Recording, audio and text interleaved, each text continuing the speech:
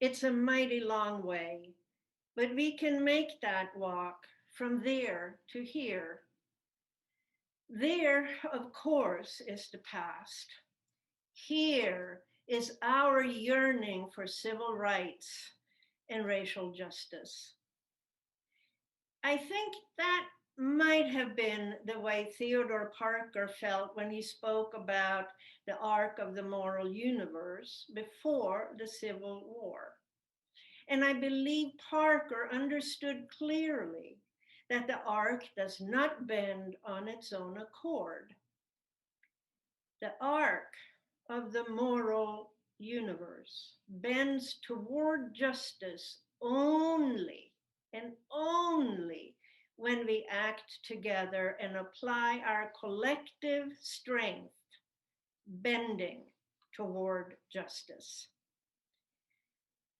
The three controversies I have outlined, spanning 48 years and taking place 24 years apart, are ones I consider significant milestones. Each one sent shockwaves through the Unitarian Universalist Association and clearly point to the existence of institutional and systemic racism and to white privilege and white supremacy in our denomination. However, they also represent some progress that we had, in fact, been able to bend the arc. The first one, the empowerment controversy, threatened to undo Unitarian Universalism. It left deep scars and wounds that never healed. The second one, the TJ birthday ball debacle, had no staged walkout, though some people did leave that General Assembly and Unitarian Universalism. The bending toward justice is seen in how we were able to stay together in relationship and in conversation with each other. A small step forward on the journey toward racial justice. The third conflict, the hiring conflict, did not take place at a General Assembly and had no staged walkout, but it was widely experienced via social media.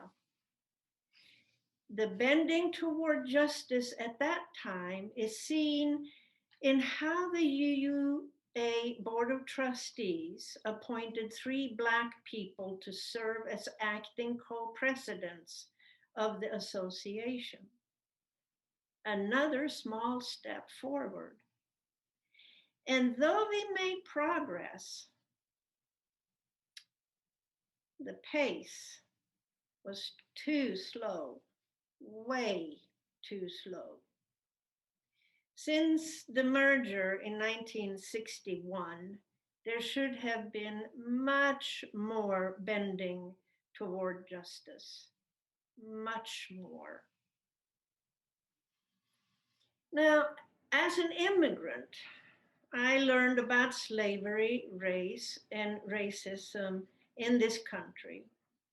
And I had to come to terms with the racism and white supremacy woven into the fabric of my native land. At the 1993 General Assembly in Charlotte, North Carolina, I learned 3 important lessons from the TJ birthday ball debacle, the ball that did not break us. Live in accordance with the principles of Unitarian Universalism. Listen deeply and be in right relationship. Something else from that GA stuck with me. As I mentioned 2 Sundays ago, a whole day had been set aside for racial justice programming. One of the featured speakers was Mark Morrison Reed, who, when in seminary, did research to find ordained African Americans in our faith tradition. He did. And his research became a book, Black Pioneers in a White Denomination. At that Racial Justice Day presentation where he spoke, Morrison Reed said, and I quote, "Our history in regard to racial justice is brave enough to make you proud, tragic enough to make you cry, and inept enough to make you laugh once the anger passes. We also have a future," he continued. "Today's task is to learn from what was and move on. To move on will mean creating a vision for the future. May concern for our faith and love for one another guide our efforts." End of quote.